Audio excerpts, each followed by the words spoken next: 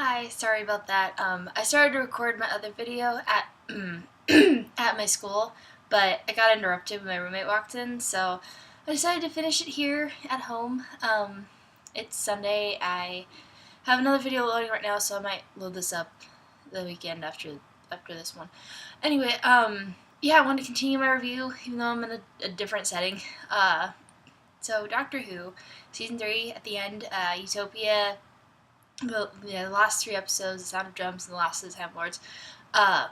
Yeah, so where I left off the first part of this video, yeah, they're just taking off. The TARDIS is just taking off, but this time with Jack Harkness clinging to the outside as they go to the end of the universe, essentially. Now, I feel like I have to rewatch that episode of that part because the way I have it in my mind is that the Doctor sees Jack is coming, sees what's going on, but then the TARDIS, starts to leave on her own. Starts to, take off, even though the Doctor didn't tell her to. That versus the Doctor purposely leaving, which I've thought that he did, but I feel like I really have to rewatch that to be sure. Anyway, I want to continue that review now. So, Utopia. They land at the end of the universe at the year, 1 trillion or 5 trillion, something like that. So it's really far, farther than they would normally go. And the Doctor even says the Time Lords don't even go that far, which, if you've seen this episode, you know just the significance of that statement. But, anyway, yes, they land. They see that their passenger, Jack, he's on the ground. He's presumed dead. They think he's dead, but they soon find out that he's not. And I love that the Doctor is just standing there, just waiting for Jack to come back. He doesn't even explain to Martha that he's gonna come back. He just waits for it to happen. But yeah, Martha's just he's dead, and then obviously he wakes up because he can't die. So that kind of freaks Martha out. But obviously Jack starts out with hitting on her, which I think is funny. Then that continues that whole trope of Jack hitting on someone, or just not hitting, but saying hello, and the Doctor would be like, "Stop that! Stop your flirting!" And Jack's like, "I'm just saying hello." I just find that hilarious. And then that whole scene where Jack and the Doctor are seeing each other again, and even though the Doctor has a different face this time, it's still they know each other, and so Jack asks him about Rose. What happened with her? What went down? Because I kind of died. I didn't see the rest of it. So the Doctor explains that she's not dead. She's in a parallel world. That reunion between Jack and the Doctor about Rose, about someone they used to know and used to travel with both of them. And that it kind of foursome of Jack, Mickey, Rose, and the Doctor. It brings back those memories, and it's nice to see them reconnect over that. And obviously Martha, was like, okay, I didn't know Rose, so, I can't be in all this group hug.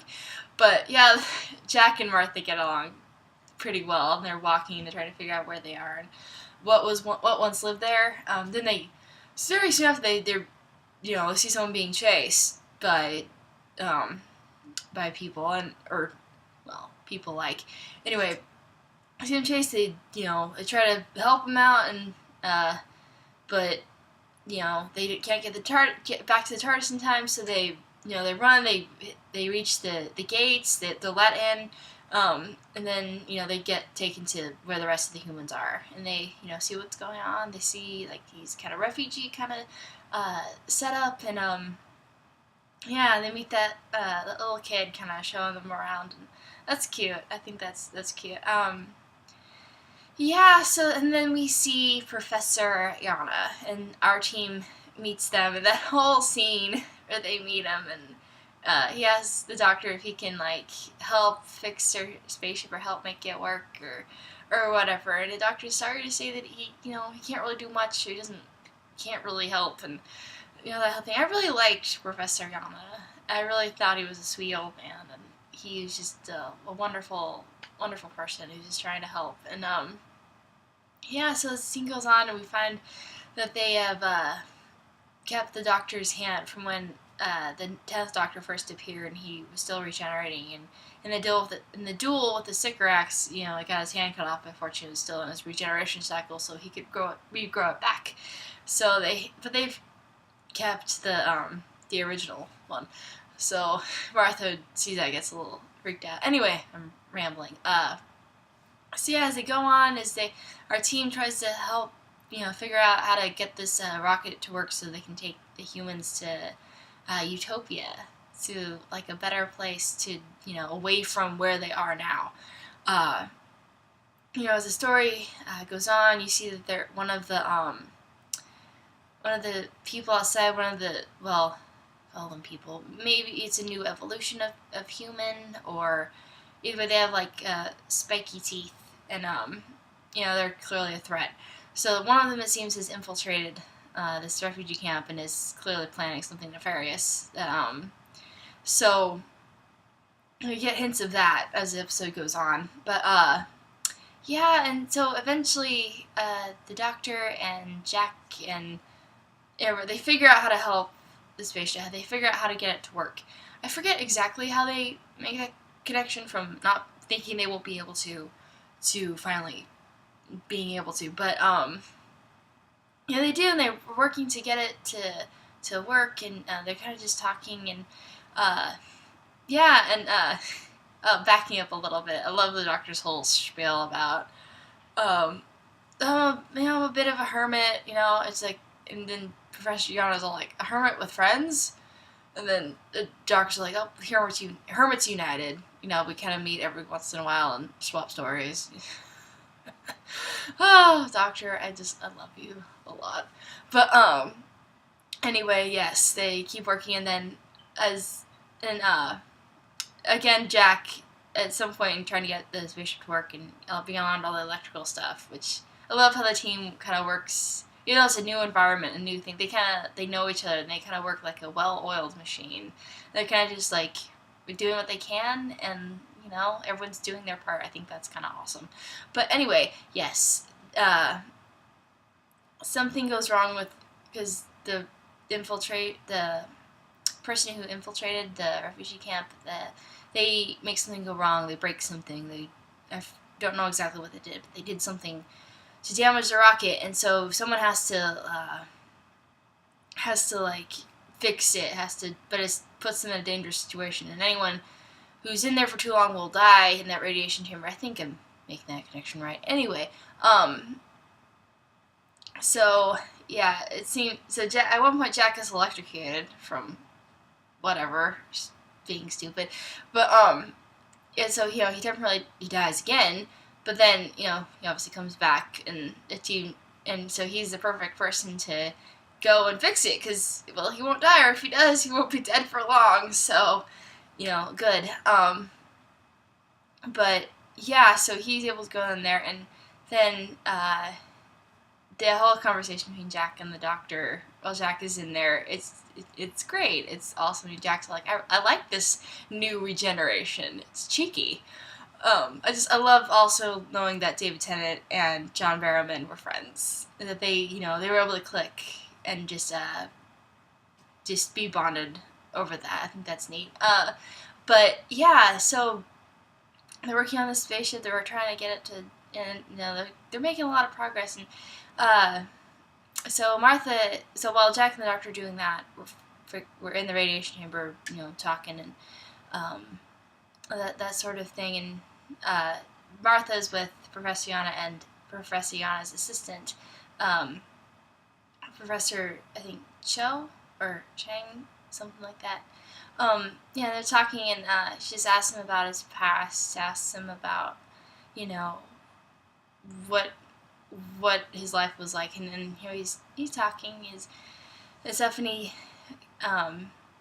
kind of brings up how he's a professor, but they don't have really universities anymore, and you know, stuff like that. So, and eventually, I guess she sees that he has a watch. He has a fob watch that is exactly like the Doctor's watch. And I remember watching this for the first time, being like, "What is happening?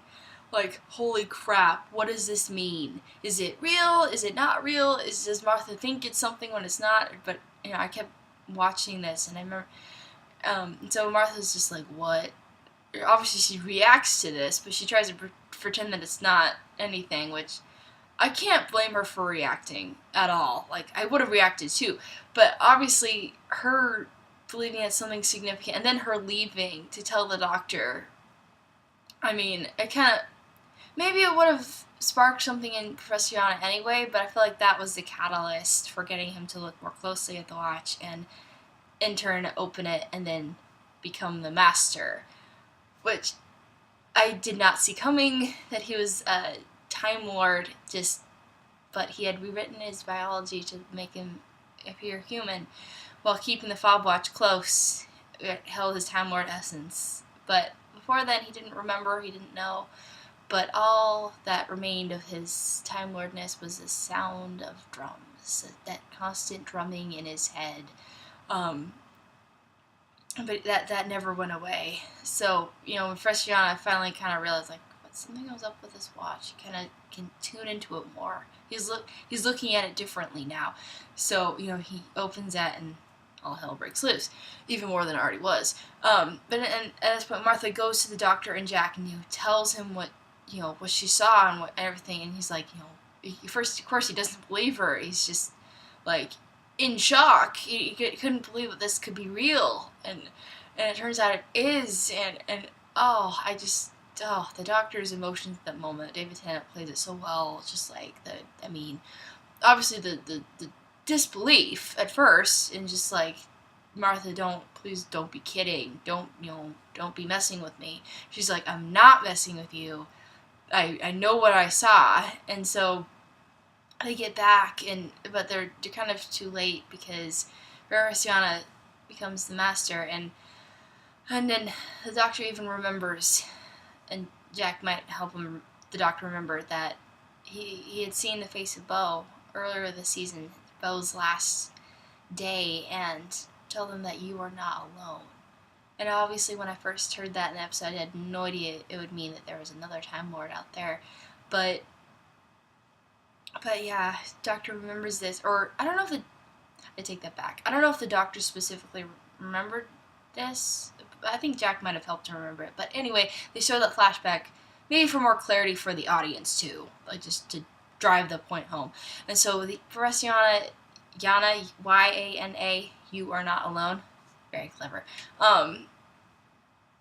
So, yes, he becomes the master. He remembers who he is, which is obviously a villain and evil, and he ends up killing his assistant, poor creature. She never saw this coming.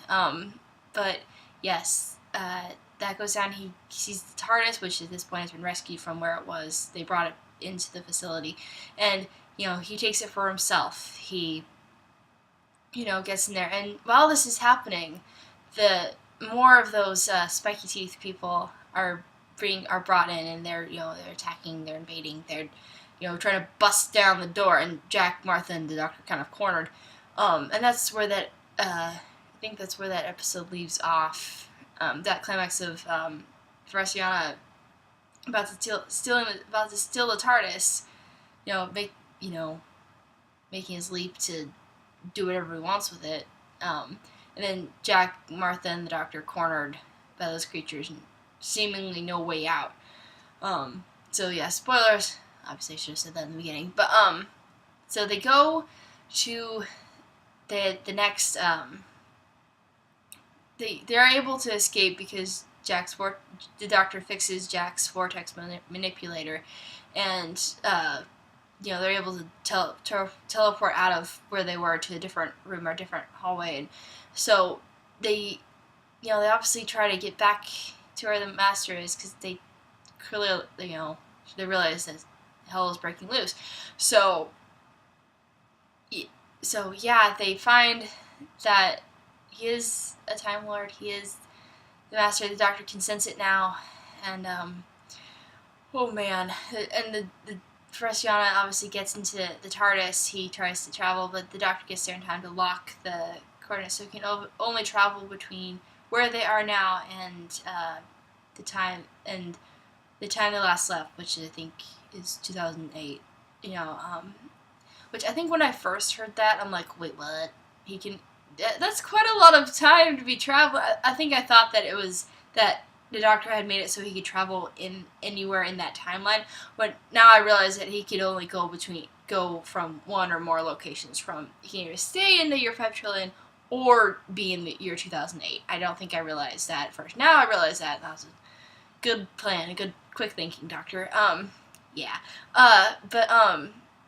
Yeah, so the Master decides to regenerate, so he's not old, he'll be young and spry and energetic, and so he does, and as much as I definitely think it would have been another interesting story if he hadn't regenerated, if he had stayed looking like Professor Yana while having turned into the Master now. That would have been a really intriguing saga. It would have gone differently, but however, I do love John Sim, and I think he did really well with the character and playing the Master, playing Harold Saxon, who, as it turns out, Martha knows because he's a politician, he's famous, he is Prime Minister now, and so when our team gets back to our time, haphazardly getting there, obviously they can't use a TARDIS, but again, vortex manipulator,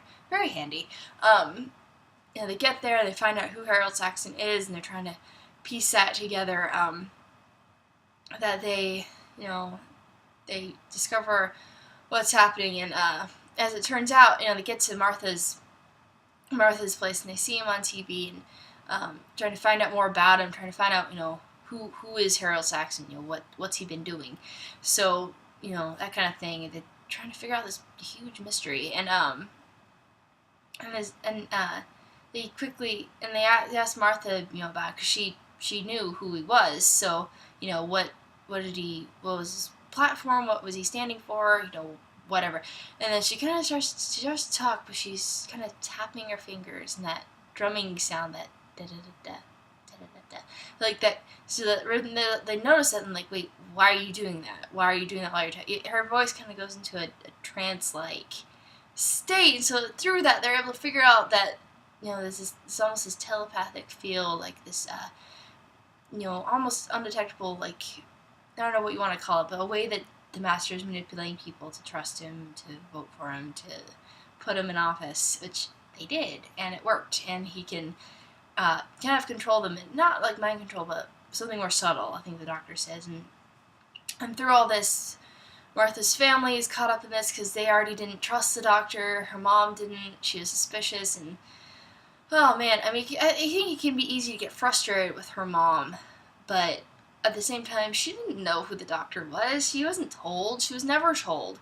And I think it might have helped if she had, or she had seen more of it for herself, but, drama, and it made for a good story. So her family gets caught up in this, and they get taken by Harold Saxon, so to maybe keep Martha cooperating, or to threaten, or just, whatever. And so Martha, Jack, and the Doctor are basically on the run, and they're trying to, figure out what to do and how to stop him. And so, yeah, they continue that quest, and they keep going, they keep running, and at some point, the Master and the Doctor talk on the phone, and the Master asks about Gallifrey, and they ask about the Time War, and the Doctor tells them that Gallifrey's gone, that the Time Wars are gone, and we're the only two left. And first the Master doesn't believe him, but he knows, he doesn't really, maybe he doesn't have time to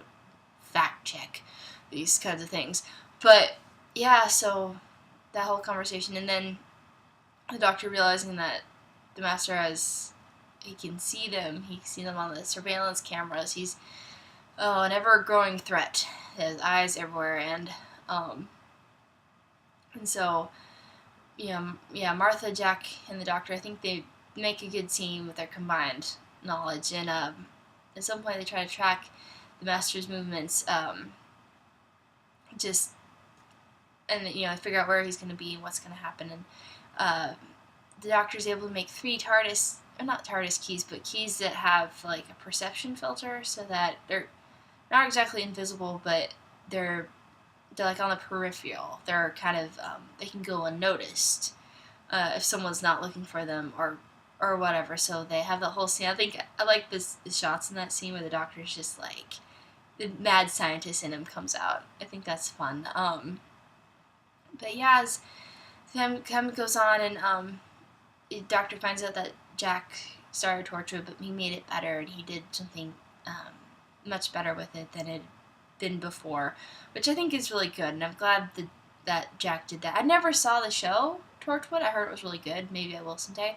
But I'm glad that it has someone like Jack in one of the positions of leadership, because I think he knew the damage that Torchwood had done in the past. He wanted to try to maybe rectify that. So that's really good.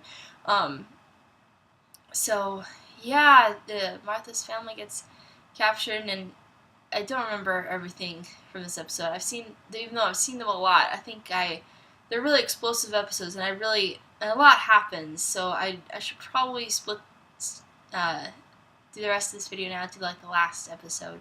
So I think this episode I've done Utopia and this Sound of Drums, and I think I'll do the Last of the Time Lords later, just because there's a lot I could say, and I might even have to read the synopsis again to refresh my memory. But I think with the Sound of Drums, they're still on the run.